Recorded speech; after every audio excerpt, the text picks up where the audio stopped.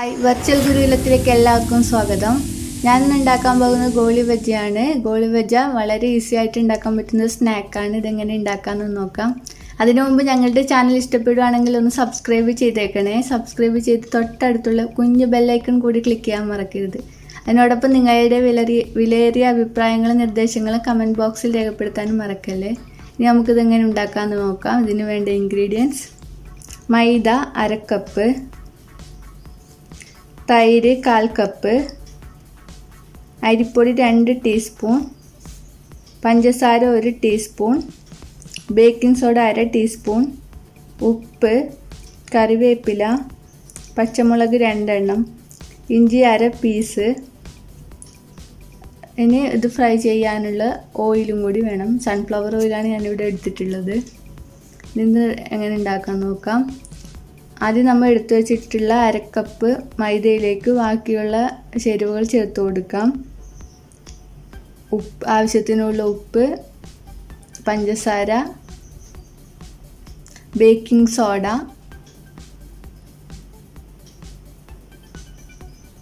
രണ്ട് ടീസ്പൂൺ അരിപ്പൊടിയും കൂടി ചേർത്ത് കൊടുക്കാം.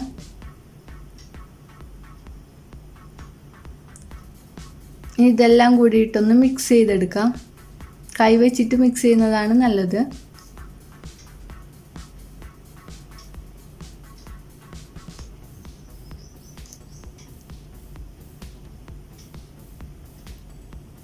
ഇനി ഇതിലേക്ക് നമ്മൾ കട്ട് ചെയ്ത് വെച്ചിരിക്കുന്ന കറിവേപ്പിലയും പച്ചമുളകും ഇഞ്ചിയും ചേർത്ത് കൊടുക്കാം.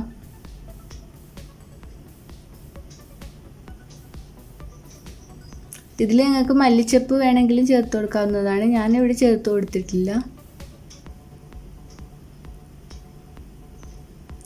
ഇതെല്ലാം കൂടി കൈ വെച്ചിട്ടൊന്ന് മിക്സ് ചെയ്തെടുക്കാം.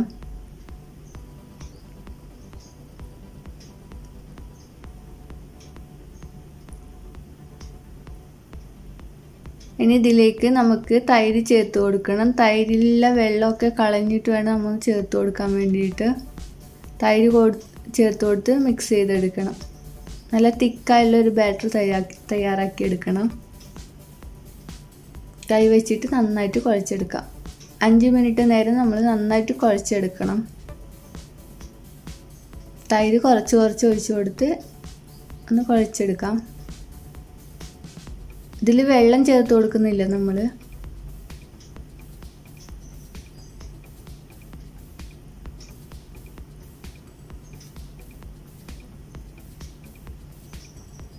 ഇപ്പോൾ നല്ല തിക്കായിട്ടുള്ളൊരു ബാറ്റർ ഞാൻ തയ്യാറാക്കി എടുത്തിട്ടുണ്ട്. ഇതുപോലെയാണ് ആക്കിയെടുക്കാൻ വേണ്ടിയിട്ട്. കൈ വെച്ചിട്ട് ഇതുപോലെ ഇടാൻ പറ്റണം. ഇനി നമുക്കിത് 1 മണിക്കൂർ നേരം അടച്ചിട്ടൊന്ന് മാറ്റി വയ്ക്കാം.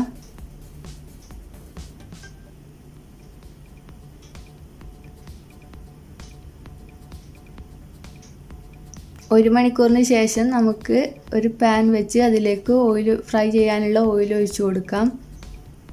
എന്നിട്ട് നമ്മൾ നേരത്തെ തയ്യാറാക്കിയ ബാറ്ററിൽ നിന്ന് കുറച്ച് കൈ വെച്ച് ഒന്ന് ഇട്ട് കൊടുക്കാം.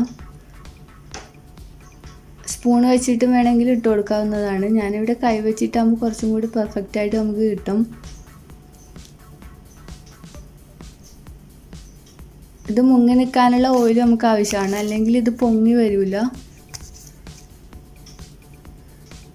മീഡിയം ഫ്ലെയിമിൽ ഇട്ടിട്ടൊന്ന് ഫ്രൈ ചെയ്തെടുക്കാം.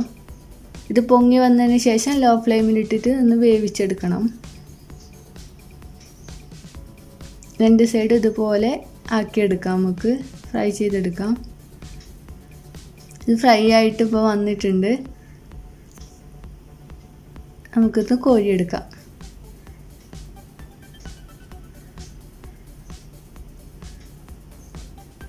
ഇതുപോലെ തന്നെ അതൊന്ന് ചെയ്തെടുക്കാം. ചെറിയ ബോൾസ് ആക്കി എടുക്കാൻ വേണ്ടിയിട്ടാണ് കുറച്ച് നമ്മൾ അതിലേക്ക് ഇട്ട് കൊടുക്കുന്നത്.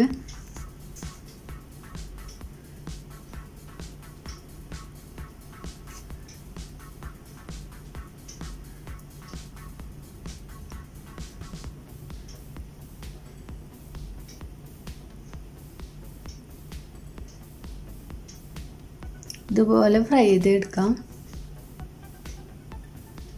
2 ഭാഗം നന്നായിട്ട് ഫ്രൈ ചെയ്തെടുക്കണം.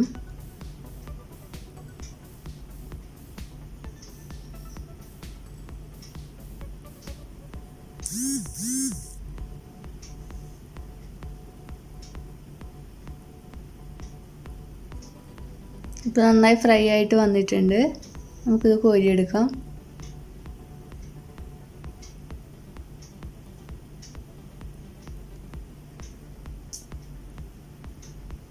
അങ്ങനെ അടുത്തത് ഇട്ട് കൊടുക്കാം നമുക്ക്. വളരെ ഈസി ആയിട്ട് ഉണ്ടാക്കാൻ പറ്റുന്നതാണ്.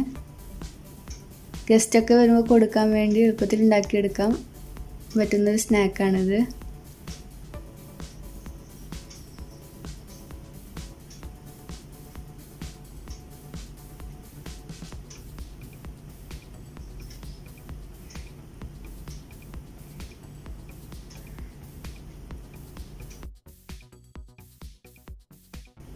നമ്മളെ ഗോലി ബജി ഇവിടെ റെഡി ആയിട്ടുണ്ട്.